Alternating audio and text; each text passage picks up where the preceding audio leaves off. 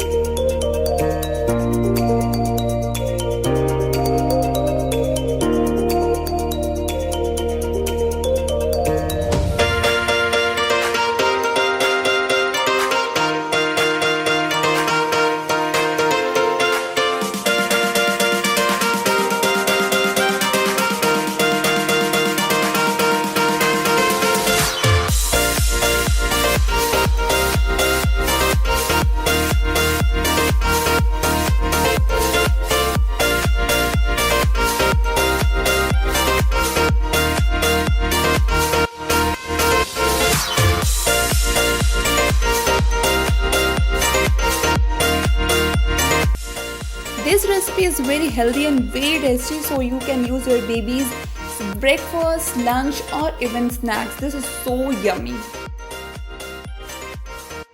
So guys, I hope you like this food video. This is very healthy for babies, and if you like this video, please hit the like button, and if you are not a subscriber of Happy Mommy Vlogs, please do subscribe. And keep watching Happy Mommy Vlogs because one more curious video is coming soon. So stay happy, Happy Mommy Vlogs. Bye bye.